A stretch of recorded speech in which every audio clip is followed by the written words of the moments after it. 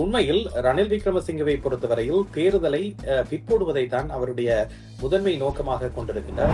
ரணில் விக்ரமசிங்கவினுடைய ஒரு ஸ்லீப்பர் செல்லாக இருக்கக்கூடிய சி.வி. விக்னேஸ்வரன் அவர்கள் அண்மையில் இந்த விடயத்தை தெரிவித்திருக்கின்றார். காரணம், ஜனாதிபதி தேர்தல் என்பது இப்பொழுது தேர்தல் நடத்தப்படக்கூடிய சூழ்நிலை என்பது நாட்டில் இல்லை என்ற ஒரு காரணத்தை முன்வைத்து இந்த கருத்தை அவர் வைத்திருக்கின்றார்.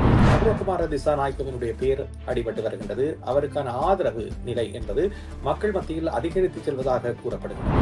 குறிப்பாக மோடி அவர்கள் ஏன் இந்த தருவாயில் இந்த தியானத்தை மேற்கொள்ளுகின்றார்?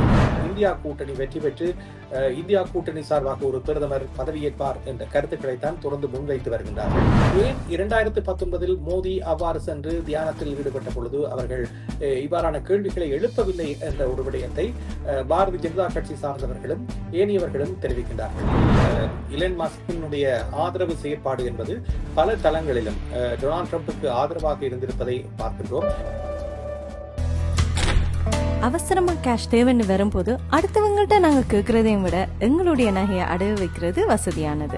வட்டி அதிகமா இருக்குமோ இல்ல நகை பாதுகாப்பா இருக்குமோன்னு நீங்க நினைக்கலாம். அதுக்காகத்தான் நான் கேஷ் பாயிண்ட்ல அடகு வைக்க வந்திருக்கேன். மிக குறைந்த வட்டி, லாக்கர்ல வைக்கிற மாதிரி நகைய பாதுகாப்பா வச்சிருக்காங்க. இதை விட என்னங்க வேணும்? Cash Point, money transfer, currency exchange, check cashing, cash for gold, gold loans அனைத்துக்கும் Cash Point. வணக்கம் நேயர்களே, மீண்டும் ஒரு செய்தியின் பின்னணி நிகழ்ச்சியில் உங்கள் அனைவரையும் சந்திப்பதில் மிக்க மகிழ்ச்சி அடைகின்றோம். தினம் பேச போன்றோம் என்னவென்றால், இலங்கையில் தேர்தல்களை பிற்போடுவது குறித்து பேசப்பட்டு வருகின்றது. அது பற்றி பேச போன்றோம். அவை போன்ற முக்கியமான தகவல்களை பற்றி பேச போன்றோம். தகவல்களை பெற்றுக் கொள்வதற்காக ராம்பிரசனை இணைத்துக் கொள்ள போன்றோம். வணக்கம் ராம்பிரசன். வணக்கம் சுதர்ஷினி. வணக்கம் நேர்களே, உங்கள் அனைவரையும் மீண்டும் செய்தியின் பின்னணி நிகழ்ச்சியில் சந்திப்பதில் மிக மகிழ்ச்சி. ஆமா, மீண்டும் வரவேற்கின்றோம் உங்களை. முதலாவது கேள்வியாக, இலங்கையில் தேர்தல்களை 2 வருடங்களுக்கு பிற்போட வேண்டும் அப்படி சொல்லி பேசப்பட்டு வருகிறது. அது பற்றி கொஞ்சம் தெளிவான விளக்கம் கூற முடியுமா? ஆமாம், இந்த செய்தி ஆரம்பத்திலிருந்து தெரிவிக்கப்பட்டு வருகின்றது. குறிப்பாக மஹிந்த ராஜபக்ச தரப்புக்கும் ரணில் விக்ரமசிங்கவுக்கும் இடையிலான இந்த கருத்து முரண்கள் ஏற்படுவதற்கான ஒரு காரணமாகவும் இந்த விடயமே மாறியிருந்தது. ஜனாதிபதி தேர்தலை முதலில் நடத்தி பின்னர் நாடாளுமன்ற தேர்தலை நடத்துவதா அல்லது மாறி தேர்தல்களை நடத்துவதா பொருத்தமானது என்ற தலைப்பில் விவாதித்தாலும், உண்மையில் ரணில் விக்ரமசிங்கவை பொறுத்தவரையில் தேர்தலை பிற்போடுவதை தான் அவருடைய முதன்மை நோக்கமாக கொண்டிருக்கின்றார். ஏனென்றால் அவருக்கு 2வது முறை பதவி காலத்துக்கு செல்ல வேண்டிய ஒரு விருப்பம் இருக்கின்றது. அதே நேரத்தில் இது தற்செயலாக கிடைத்த ஒரு பதவி என்ற ரீதியில் இந்த பதவி ஒரு குறுகிய காலமாக இருப்பதன் காரணமாக முழுமையாக ஜனாதிபதி பதவியை அனுபவித்துவிட வேண்டும் என்ற ஒரு முனைப்பில் தான் அவருடைய செயற்பாடு இருக்கின்றது. ஆனால் அவருக்கு இந்த ஜனாதிபதி தேர்தல் ஒன்றுக்கு சென்றால் அதில் மக்கள் தனக்கு ஆதரவளிப்பார்களா இல்லையா போன்ற பல்வேறு சந்தேகங்கள் இருப்பதன் காரணமாக இந்த தேர்தலை எப்படியாவது பிற்போட்டு விட்டால் தன்னுடைய பதவிக்கு அது ஒரு பாதுகாப்பான விடயமாக மாறிவிடும் என்று நினைக்கின்றார். உள்மனதில் அவருக்கு இருக்கின்ற விடயம் இதுவாகத்தான் இருக்க வேண்டும். ஏனென்றால் அவருடைய கருத்துக்கள் செயற்பாடுகளை பார்க்கின்ற பொழுது அந்த விடயங்களை தான் நாங்கள் பார்க்கக்கூடியதாக இருக்கின்றது. அந்த வகையில் ஸ்லீப்பர் செல் என்று சொல்லப்படுகின்ற ரணில் விக்ரமசிங்கவினுடைய ஒரு ஸ்லீப்பர் செல்லாக இருக்கக்கூடிய சி.வி. விக்னேஸ்வரன் அவர்கள் அண்மையில் இந்த விடயத்தை தெரிவித்திருக்கின்றார். காரணம், ஜனாதிபதி தேர்தல் என்பது இப்பொழுது தேர்தல் நடத்தப்படக்கூடிய சூழ்நிலை என்பது நாட்டில் இல்லை என்ற ஒரு காரணத்தை முன்வைத்து இந்த கருத்தை அவர் வைத்திருக்கின்றார். ஆகவே ஒரு புறத்தில் பொது வேட்பாளர்களை நிறுத்த வேண்டும், அதன் மூலமாக தமிழர்களுடைய முக்கியமான விடயங்களை அரசுக்கு தெரியப்படுத்த வேண்டும், உலகுக்கு தெரியப்படுத்த வேண்டும் என்று கூறப்பட்டாலும் கூட தமிழர் தரப்பிலே இருந்தே சி.வி. விக்னேஸ்வரன் போன்றவர்கள் இவ்வாறான தேர்தல்களை நடத்துவது தற்பொழுது பொருத்தமானது அல்ல என்ற ஒரு விடயத்தை தெரிவிப்பது என்பது ஆளும் தரப்புக்கு சார்பான கருத்துக்களாகத்தான் பார்க்கப்படுகின்றன. குறிப்பாக ரணில் விக்ரமசிங்க மீண்டும் ஜனாதிபதி பதவியை பொறுப்பேற்றால் அதன் மூலமாக பல்வேறு நன்மைகளை பெற முடியும் என்று நினைப்பவர்கள் இருக்கின்றார்கள். குறிப்பாக இப்பொழுது பார்த்தால் அனுரகுமார திசாநாயக்கவினுடைய பேர் அடிபட்டு வருகின்றது. அவருக்கான ஆதரவு நிலை என்பது மக்கள் மத்தியில் அதிகரித்து செல்வதாக கூறப்படுகின்றது. அதே போன்று சஜித் பிரேமதாச அணியும் இப்பொழுது மிகவும் சிறப்பாக தங்களுடைய செயற்பாடுகளை தேர்தலை நோக்கி முன்னகர்த்தி வருவதாக தெரிவிக்கப்படுகின்ற நிலையில் இது நிச்சயமாக ரணில் விக்ரமசிங்க போன்றவர்களுக்கு ஒரு பாரிய அச்சுறுத்தலாக இருக்க போகின்றது என்பது உண்மை.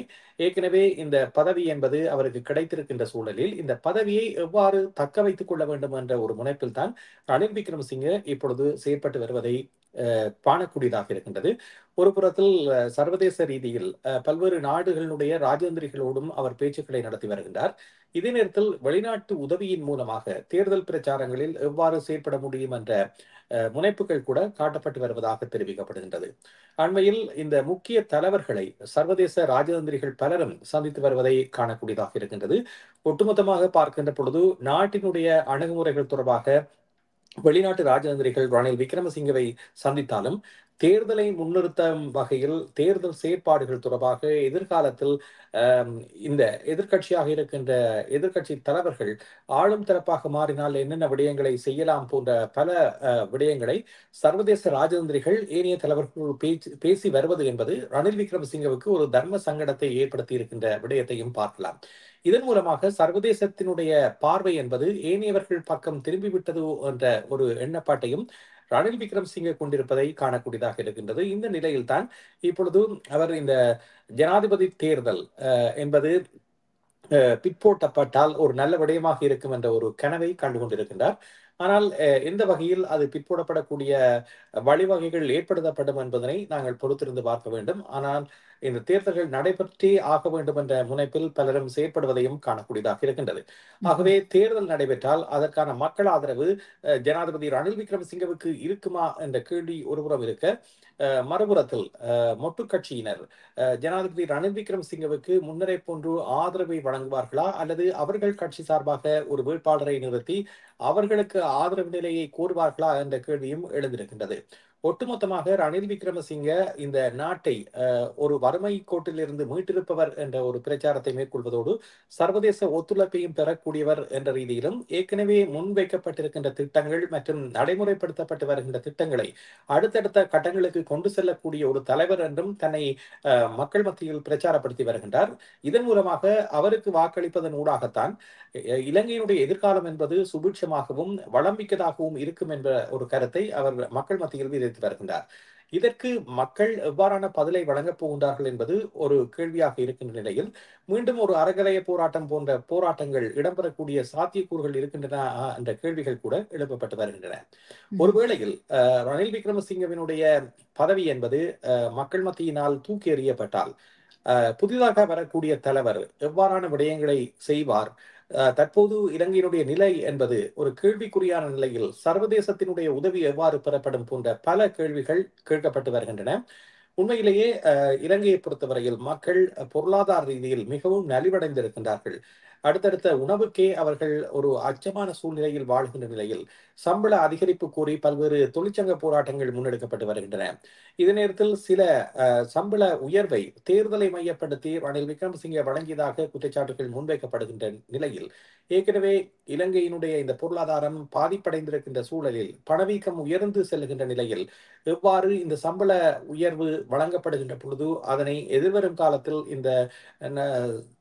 இந்த சமூகம் என்பது தாங்கிக் கொள்ளும் என்ற ஒரு கேள்வியும் முன்வைக்கப்படுகின்ற சூழலில் ரணில் விக்ரமசிங்கவுக்கு இதுவே ஒரு பிரச்சனையாக மாறக்கூடிய வாய்ப்புகளும் இருக்கின்றன. ஆனால் ஜனாதிபதி தேர்தல் என்பது ஒரு குறுகிய காலமே இருப்பதன் காரணமாக அதற்குள் அவர் பதவியேற்று விட்டால் அதனை சமாளிக்கக்கூடியவராக மாறிவிடுவார். இல்லாது விட்டாலும் கால நீடிப்பு செய்து இந்த தேர்தலை இழுத்தடிப்புகின்ற பொழுது அவர் இந்த பதவியில் தொடரக்கூடிய வாய்ப்புகள் இருக்கும். இருந்தாலும் அதனால் ஏற்படக்கூடிய ஒரு சுமூகமான நிலை என்பது இல்லாது போய்விட்டால் அது மீண்டும் கோட்டாபய ராஜபக்சவுக்கு ஏற்பட்டது போன்ற ஒரு நிலையை ரணில் விக்ரமசிங்கவுக்கும் ஏற்படக்கூடிய சாத்தியக்கூறுகள் இருக்கின்றது என்பதை நாங்கள் மறக்க முடியாது. இருந்த பொழுதிலும் ரணில் விக்ரமசிங்க தரப்பு அல்லது பாலித்த ரங்க பண்டார தெரிவித்த கருத்துக்கள் போன்ற கருத்துக்கள் இந்த நாடாளுமன்ற இந்த ஜனாதிபதி தேர்தலை இழுத்தடிப்பதற்கான முயற்சிகளாகத்தான் பார்க்கலாம். இருந்த போதிலும் தமிழர் தரப்பும் ஜனாதிபதி தேர்தலை எதிர்கொள்வதற்காக தயாராகி கொண்டிருக்கின்ற சூழலில் ஏனைய இரண்டு முக்கிய தலைவர்கள், குறிப்பாக சஜித் பிரேமதாச மற்றும் அருண்குமார் திசாநாயக்க இருவரும் தங்களுடைய இந்த செயல் திட்டங்களை மிக கனகச்சிதமான முறையில் ஜனாதிபதி ரணில் விக்ரமசிங்கவுக்கு ஒரு நீண்ட அனுபவம் இருந்தாலும் கூட அவர்கள் எல்லோரையும் தாண்டி மக்கள் மனங்களில் எவ்வாறு நாங்கள் இடம் பிடிக்க வேண்டும் என்ற ஒரு முனைப்பில் அவர்களுடைய தேர்தல் வியூகம் அமைந்திருப்பதை பார்க்கக்கூடியதாக இருக்கின்றது. மொட்டுக்கட்சியில் இருந்து பலர் இப்பொழுது சஜித் அணி நோக்கி செல்வதற்கான காரணத்தையும் நாங்கள் இங்கே பார்க்க வேண்டும். அதே நேரத்தில் கருத்து கணிப்புகள் தெரிவிக்கின்ற தகவலின் அடிப்படையில் அன்ரோகுமார திசாநாயக்கவுக்கு பல இடங்களில் இருந்தும் ஆதரவு நிலை அதிகரித்து வருவதாக தெரிவிக்கப்படுகின்றது. இப்பொழுதே அடுத்த ஜனாதிபதி அவர்தான் என்ற தகவல்களும் வெளிவந்து கொண்டிருக்கின்றன. இந்த சூழலில் தான் இப்பொழுது தமிழ் மக்களினுடைய வாக்குகளை கவர்வதற்கான முயற்சிகளும் மேற்கொள்ளப்பட்டு வருகின்றன. சஜித்தை பொறுத்தவரையில் இப்பொழுது மொட்டுக்கட்சியில் இருந்து இவ்வாறு பலர் முக்கிய பிரமுகர்கள் வெற்றி பெறக்கூடிய வேட்பாளர்கள் அந்த அணிக்கு செல்லுகின்ற பொழுது அது ஒரு பலமிக்க அணியாக மாறக்கூடிய வாய்ப்புகளும் இருக்கின்றன. அதே போன்று அன்ரோகுமார திசாநாயக்கவும் ஒரு பலமிக்க அணியாக இருக்க போகிறார். ஆகவே இது ஒரு நிச்சயமாக ரணில் விக்ரமசிங்கவை பொறுத்தவரையில் ஒரு மிகவும் கேள்விக்குரிய விடயமாக இருக்க போகின்றது. ஏனென்றால் இந்த அறகலைய போராட்டத்தில் மக்கள் தூக்கி எறிந்த ஒரு தலைவருக்கு முட்டுக் கொடுத்து ரணில் விக்ரமசிங்க தன்னுடைய பதவியை பெற்றதாக தெரிவிக்கப்படுகின்ற கருத்துக்கள் என்பது மக்கள் மனதுகளில் ஆழமாக பதிந்திருக்கின்றது என்பது தேர்தலில் பிரதிபலிக்கக்கூடிய வாய்ப்புகளும் தென்படுகின்றன. ஆனால் இப்பொழுது ரணில் விக்ரமசிங்க ஏற்கனவே ஐக்கிய தேசிய கட்சி சார்பாக இருந்த ஒருவர், அவருக்கு நாடாளுமன்றத்தில் வேறு ஒருவரும் உறுதுணையாக இல்லாத சூழலில் எல்லோரையும் அரவணைத்து தான் ஒரு தலைவராக இருப்பதை விரும்புகின்றார். அதற்கேற்றவாறு பல்வேறு பேச்சுவார்த்தைகளையும் அவர் நடத்தி வருவது என்பது உண்மையான விடயம். ஆனால் இந்த மொட்டுக்கட்சிக்கும் ரணில் விக்ரமசிங்கவுக்கும் இடையில் இருக்கின்ற முருகல் நிலை என்பது அவருடைய வெற்றி வாய்ப்பை சில வேளைகளில் பறித்துவிடக்கூடிய ஆபத்தும் அவருக்கு இருப்பதை மறுத்துவிட முடியாது. இதே நேரத்தில் மஹிந்த ராஜபக்ச தங்களுடைய குடும்ப அரசியலை தொடர்ந்து முன்னெடுப்பதற்கான அடித்தளத்தை இட வேண்டிய ஒரு நிலையும் இருக்கின்றது. ஆகவே பொதுஜன பெருமுன சார்பாக அந்த கட்சியை பலப்படுத்துகின்ற நடவடிக்கைகளும் மேற்கொள்ளப்பட்டு வருகின்றன. குறிப்பாக அடிமட்ட தொண்டர்களாக இருக்கின்ற குறிப்பாக கிராமப்புற மக்களை வைத்துக் கொண்டு இவர்கள் எவ்வாறான அணுகுமுறைகளை மேற்கொள்ளப் போகின்றார்கள் என்ற ஒரு விடயம் இன்றும் கேள்வியாக இருக்கின்றது. அதற்கேற்றால்தான் சஜித் பிரேமதாசவை பொறுத்தவரையில் அவர் வேறு விடயங்களை கவனிக்காமல் குறிப்பாக கிராமப்புற தொண்டர்களை தன்வசப்படுத்தக்கூடிய நடவடிக்கையிலும் குறிப்பாக ஏனைய கட்சிகளில் இருக்கின்ற மிக முக்கியமான புள்ளிகளை தன்னுடைய அரசியல் கட்சிக்கு இழுக்கின்ற நடவடிக்கைகளிலும் ஈடுபட்டு வருவதை பார்க்கின்றோம். அதே போன்று அனுரகுமார திசாநாயக்க புலம்பெயர் தமிழர்கள் உட்பட புலம்பெயர் இலங்கையர்களை மையப்படுத்தி தன்னுடைய ஆதரவு நிலையை பெருக்க அவரும் பல்வேறு விடயங்களை செய்து வருகின்றார். குறிப்பாக வடக்கு கிழக்கிலும் அவருடைய பிரசன்னம் அதிகரித்திருப்பதை பார்க்கலாம். சஜித்தோடு ஒப்பிடுகின்ற பொழுது அனுரகுமார திசாநாயக்க வடக்கு கிழக்கு தமிழர்களையும் இந்த தேர்தலில் மையப்படுத்தி அவர்களுடைய ஆதரவையும் தன்பக்கம் இழுப்பதற்கான முயற்சியில் ஈடுபட்டு வருவதை பார்க்கின்றோம். ஒட்டுமொத்தமாக பார்க்கின்ற பொழுது தேர்தல் உரிய நேரத்தில் இடம்பெற்றால் இதில் இப்பொழுது இந்த களத்தில் சென்று குறிப்பாக மக்கள் மத்தியில் சேவையாற்றும் அல்லது மக்களுக்கு என்னென்ன பிரச்சனைகள் இருக்கின்றது என்பதனை அறிந்து அவர்களுக்கான பிரச்சனைகளுக்கான தீர்வை பெற்றுக் கொடுக்கின்ற தலைவர் என்ற உறுதிமொழியை வழங்குகின்ற தலைவர்களுக்கு மக்கள் தங்களுடைய ஆதரவை வழங்கக்கூடிய சாத்தியக்கூறுகள் இருக்கின்றன. ஒட்டுமொத்தமாக பார்க்கின்ற பொழுது ஜனாதிபதி பதவியில் இருப்பவர் என்ற ரீதியில் தான் ரணிலுக்கான ஆதரவு நிலை இருக்கின்றதை ஒழிய மக்களிடம் சென்று நேரடியாக சேவையாற்றியவர் அல்லது அவர்களான பிரச்சனையை அறிந்தவர் என்ற ரீதியில் பார்க்கின்ற பொழுது ஏனைய இரண்டு தலைவர்களும் அந்த விடயங்களை தற்பொழுதும் செய்து வருகின்றார்கள். அவர்கள் களத்தில் இருக்கின்ற ஒரு நிலை என்பது நிச்சயமாக இந்த தேர்தலில் அவர்களுக்கு கூடுதலான ஆதரவு நிலையை மக்கள் மத்தியில் ஏற்படுத்தும் என்பதனை எதிர்பார்க்கிறார். நன்றி அந்த தகவலுக்கு. அடுத்ததாக கன்னியாகுமரியில் தியானம் செய்வதற்காக பிரதமர் நரேந்திர மோடி தமிழ்நாட்டுக்கு வந்திருக்கிறார். அவரது வருகைக்கு எதிர்க்கட்சிகள் எதிர்ப்பு தெரிவித்திருக்கின்றார்கள். அது மட்டுமில்லாமல் அது தேர்தலினுடைய விதிமீறல் அப்படி சொல்லி குற்றச்சாட்டும் முன்வைக்கப்பட்டிருக்கின்றது. இது பற்றி குறிப்பிட முடியுமா? ஆமாம், இதில் இரண்டு தரப்பு நியாயங்களும் இப்பொழுது பேசப்பட்டு வருகின்றன. குறிப்பாக மோடி அவர்கள் ஏன் இந்த தருவாயில் இந்த தியானத்தை மேற்கொள்ளுகின்றார் என்று. அவர் ஒரு தனிப்பட்ட ரீதியில் தன்னுடைய தியானத்தை மேற்கொள்வதற்காக செல்கின்றார். இது தனியே இப்பொழுது அவர் மேற்கொள்கின்ற நடவடிக்கையாக இல்லை. என்றால் 2019 தேர்தல் நடைபெற்ற பொழுதும் கூட இவ்வாறுதான் அவர் பல்வேறு இடங்களுக்கும் சென்றார். இந்த தியான விடயத்தை கையாண்டிருந்தார். அது அப்பொழுது அந்த அளவுக்கு பெரிசாக இப்பொழுது பேசுகின்ற அளவுக்கு பேசப்படவில்லை. காரணம் அப்போதைய போட்டியின்மை என்பது வேறு. இப்பொழுது இந்த பிரச்சார நடவடிக்கைகளில் ஏற்பட்ட வாக்குவாதங்கள், கருத்து முரண்கள் போன்றவை இந்த விடயத்தை மீண்டும் பேசுவதற்கான ஒரு முனைப்பை ஏற்படுத்தி இருக்கின்றது. குறிப்பாக தமிழ்நாட்டில் திராவிட முன்னேற்ற கழகம், அதே போன்று காங்கிரஸ் குறிப்பாக மோடி மீது பல்வேறு விமர்சனங்களை தொடர்ந்து முன்வைத்து வருகின்ற நிலையில் இந்த தேர்தலில் இந்தியா கூட்டணி என்பது எவ்வாறான ஒரு நிலையை எட்டப்போகின்றது என்ற கவலை பலருக்கும் ஏற்பட்டிருக்கின்றது. ஆனால் பிரச்சார நடவடிக்கைகளில் ஈடுபடுகின்றவர்கள் இது தொடர்பாக இந்தியா கூட்டணி வெற்றி பெற்று இந்தியா கூட்டணி சார்பாக ஒரு பிரதமர் பதவியேற்பார் என்ற கருத்துக்களைத்தான் தொடர்ந்து முன்வைத்து வருகின்றார்கள். ஆனால் அதற்கான சாத்திய நிலை என்று பார்க்கின்ற பொழுது அரசியல் அவதானிப்புகளை மேற்கொள்ளுகின்றவர்களுடைய கருத்துக்களின் அடிப்படையில் சில வேளைகளில் ஏற்றத்தாழ்வுகள் ஏற்பட்டாலும் கூட தொடர்ந்து அடுத்த பதவிக்கான நிலையை மோடிதான் எட்டுவார் என்ற ஒரு விடயத்தை ஆணித்தரமாக பலரும் கூறுகின்றார்கள். ஆனால் இந்த விடயத்தை கூட இப்பொழுது இந்தியா கூட்டணி உட்பட காங்கிரஸ் கட்சியினர் தெரிவிக்கின்றார்கள், மோடி அடுத்த முறை பிரதமராக வரக்கூடிய வாய்ப்பு இல்லவே இல்லை, இந்தியா கூட்டணி தான் பல இடங்களிலும் வெற்றி பெறும் என்ற ஒரு கருத்தை முன்வைக்கின்றார்கள். ஆனால் என்னை பொறுத்தவரையில் அதற்கான சாத்தியக்கூறுகள் மிக மிக குறைவாக இருக்கின்ற சூழலிலும் கூட ஒவ்வொரு கட்சிகளும் தாங்கள் தான் வெற்றி பெறுவோம் என்று கூறுவதில் எந்தவித பிரச்சனையும் இல்லை. ஆனால் பிரச்சார யுக்தி என்று கூறிக்கொண்டு மக்களை குழப்புகின்ற விடயங்களில் இரண்டு தலைவர்களும் ஈடுபடுவதை ஏற்றுக்கொள்ள முடியாது. அது இந்திய ஜனநாயகத்துக்கு ஒரு அழுக்கை ஏற்படுத்துகின்ற ஒரு விடயமாகவும் பார்க்கலாம். தேர்தல் மேடைகளில் இவ்வாறான பிரச்சாரங்கள் இப்பொழுது நாங்கள் பார்க்கின்ற பொழுது சூடுபிடித்திருப்பதை பார்க்கின்றோம். முன்னர் இந்திய தேர்தல் மேடைகளில் அறியப்படாத பல விடயங்களை இருவரும் பேசிக் கொண்டிருந்த நிலையில் இப்பொழுது தேர்தல் பிரச்சாரம் என்பது முடிவுற்றிருப்பதாக அறிவிக்கப்பட்டிருக்கின்ற நிலையில் ஜூன் 1ஆம் தேதி அடுத்த கட்ட தேர்தல் ஆரம்பமாக போகின்றது. இந்த தேர்தல் பிரச்சாரங்கள் ஓய்ந்திருக்கின்ற நிலையில் மோடியினுடைய இந்த பயணம் என்பது அவருக்கு மறைமுகமாக ஆதரவு நிலையை எட்டுவதற்கான ஒரு முயற்சியாக பார்க்கலாம் என்று பலரும் குறிப்பிடுகின்றார்கள். ஏனென்றால் அவருடைய பதவி அப்படி இருக்கின்ற பொழுது இது அரசியல் சார்ந்த ஒரு பயணமாக இல்லாமல் தன்னுடைய தனிப்பட்ட பயணமாக அவர் மேற்கொள்ளுகின்ற பொழுது அவரது தரப்பு நியாயம் என்பது, நான் ஒரு தனிப்பட்ட பயணத்தை மேற்கொள்ளுகின்றேன், நான் எந்தவித தேர்தல் பிரச்சாரத்தையும் அதில் மேற்கொள்ளவில்லை, அதை செய்வதில் என்ன தவறு இருக்கின்றது என்று கேட்கின்ற பொழுது எதிர்கட்சிகளுடைய குற்றச்சாட்டு என்னவென்றால் இதற்கு ஊடக வெளிச்சம் பாய்ச்சப்படுகின்றது. ஆகவே இந்த கன்னியாகுமரியில் அவர் மௌன விரதம் இருக்கின்றார், தியானம் செய்கின்றார் என்றெல்லாம் கூறினாலும் கூட அதுவே ஒரு பேசு பொருளாக மக்கள் மத்தியில் மாறி அது அவருக்கான தேர்தல் ஒரு ஆதரவை மக்கள் மத்தியில் ஏற்படுத்த போகின்றது என்ற ஒரு கருத்தை முன்வைக்கின்றார்கள். ஆகவே அவருக்கு கிடைக்கப் போகின்ற ஆதரவு நிலையை இந்த எதிர்கட்சிகளினால் ஏற்றுக்கொள்ள முடியாத நிலைதான் இப்பொழுது காணப்படுகின்றது. ஆகவே இதனை ஒரு தேர்தல் விதிமுறையாக அவர்கள் கருத்தில் கொண்டால் ஏன் 2019 மோடி அவ்வாறு சென்று தியானத்தில் ஈடுபட்ட பொழுது அவர்கள் இவ்வாறான கேள்விகளை எழுப்பவில்லை என்ற ஒரு விடயத்தை பாரதிய ஜனதா கட்சி சார்ந்தவர்களும் ஏனையவர்களும் தெரிவிக்கின்றார்கள். அதே போன்று ஒரு சிலர் இது நிச்சயமாக தேர்தல் விதிமுறையாகத்தான் இருக்க வேண்டும், காரணம் உச்ச நீதிமன்றத்தில் பல வழக்குகள் தொடுக்கப்பட்ட பொழுதிலும் கூட அது தொடர்பான உரிய தீர்வை உச்ச நீதிமன்றம் வழங்கவில்லை. ஆகவே நீதித்துறை என்பது ஆளும் கட்சிக்கு சார்பாக இருக்கின்றது என்ற ஒரு விமர்சனத்தையும் பலரும் முன்வைக்கின்றார்கள். ஆகவே ஒவ்வொருவரும் எந்த கட்சி சார்ந்தோ அல்லது யார் அவர்களுக்கு பிடித்தவர்கள் என்ற ரீதியில் தான் இப்பொழுது கருத்துக்களை தெரிவிக்கின்ற ஒரு நிலையும் காணப்படுகின்றது.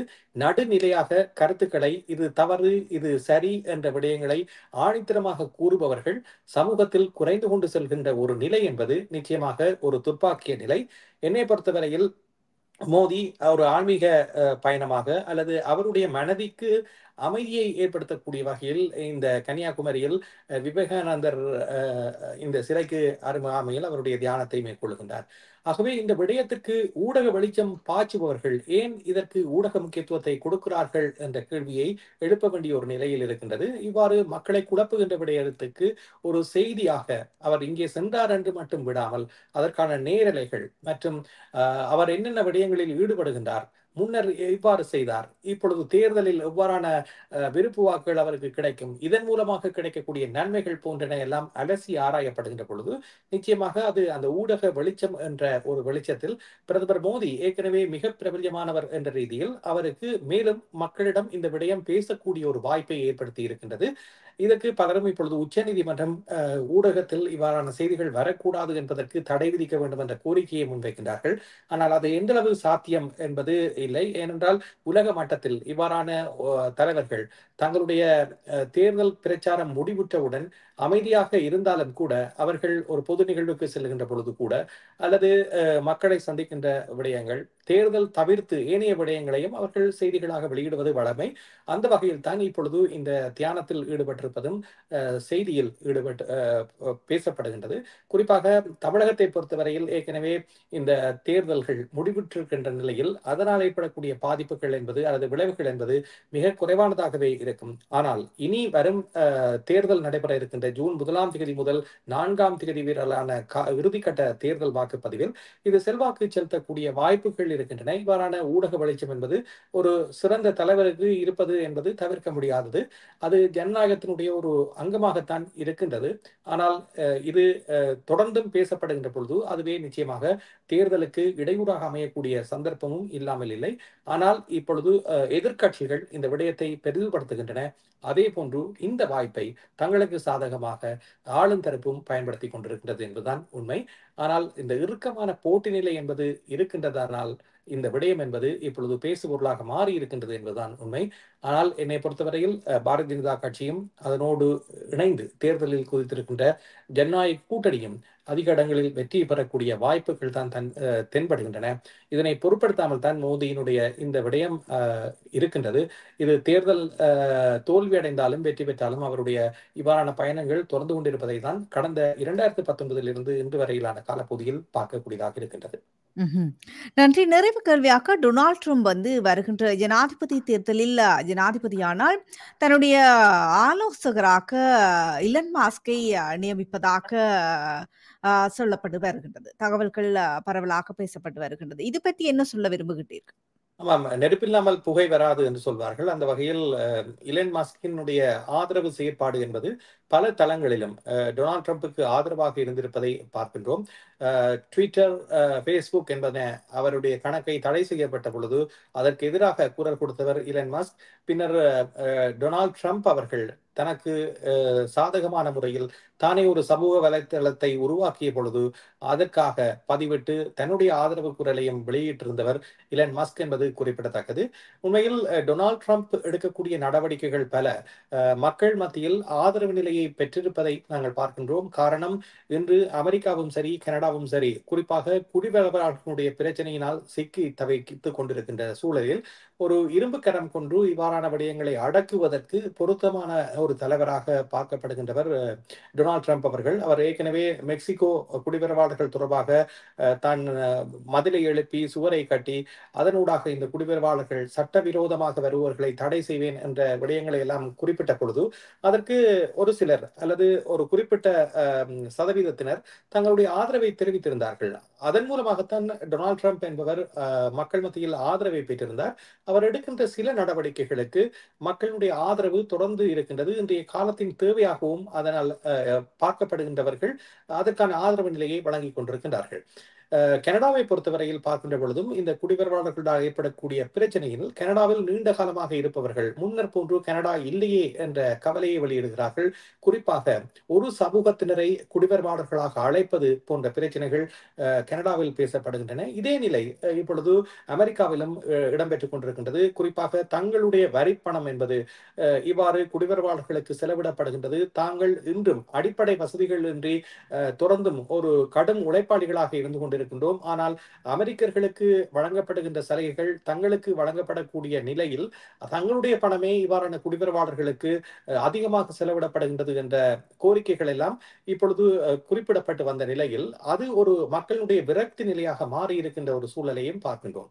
ஆனால் இப்பொழுது கிட்டத்தட்ட டொனால்ட் ட்ரம்ப் அவர்களோடு பல்வேறு விடயங்கள் தொடர்பாக இலன் மஸ்க் தொடர்ந்து தொலைபேசியில் பேசி வருவதாக தெரிவிக்கப்படுகின்றது. ஆகவே அவர்களுக்கான இந்த உரையாடல் என்பது ஏற்கனவே ஆரம்பிக்கப்பட்டு விட்டதாகத்தான் தெரிவிக்கப்படுகின்றது. ஆனால் இப்பொழுது இந்த விடயம் என்பது சரியாக வருவதற்கு டொனால்ட் ட்ரம்ப் அவர்கள் ஜனாதிபதியாக வர வேண்டும்.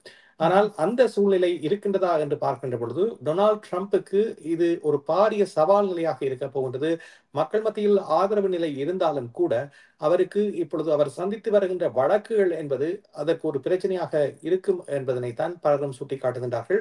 காரணம், இன்று அந்த தகவலின் அடிப்படையில் அவர் 34 குற்றச்சாட்டுக்களை எதிர்கொண்டிருக்கின்றார். அதிலும் தான் இந்த 34 குற்றங்களையும் புரிந்ததாக ஏற்றுக்கொண்டிருக்கின்ற சூழலில் அவருக்கான தண்டனை எவ்வாறு வழங்கப்படும், அவர் அவர் ஜனாதிபதி தேர்தலில் போட்டியிடுவதற்கு இது ஒரு பிரச்சனையாக மாறுமா போன்ற விடயங்கள் எல்லாம் இனி நீதிமன்ற தீர்ப்பு அல்லது நீதிமன்றம் அவருக்கு வழங்குகின்ற தண்டனை என்ன என்ன என்பதனை அறிந்து கொண்டு பார்க்கின்ற பொழுதுதான் தெரிய வரும்.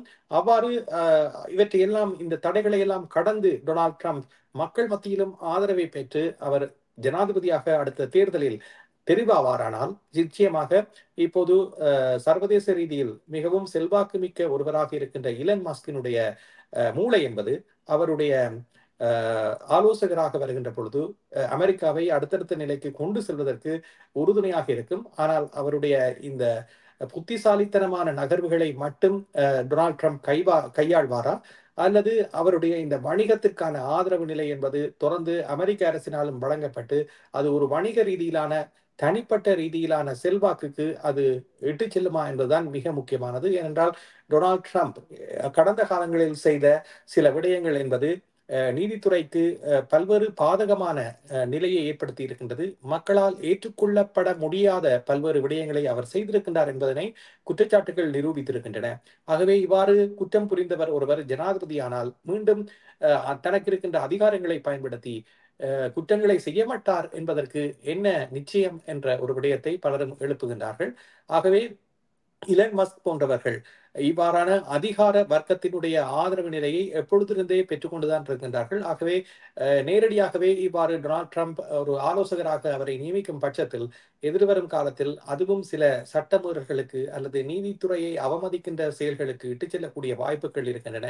இருந்த போதிலும் இலன் மஸ்க் என்ற ஒரு திறமையாளரினுடைய விடயங்களை, ஆலோசனைகளை ஜனாதிபதி டொனால்ட் ட்ரம்புக்கு உரிய முறையில் வழங்கி அந்த ஆலோசனைகள் என்பது உரிய முறையில் பயன்படுத்தப்பட்டால் அமெரிக்காவினுடைய எதிர்காலத்திற்கு அது நிச்சயமாக உதவும் என்பது வெளிப்படையான உண்மை. ஆனால் இது கொஞ்சம் நேர காலத்தோடு வெளிவந்திருக்கின்ற தகவலாக இருக்கின்றது. இனி போக போக பிரச்சார நடவடிக்கைகளின் மூலமாகத்தான் எவ்வாறான செய்திகள் வெளியுலகிற்கு வரும் என்பதனை அறிந்து கொள்ளலாம்.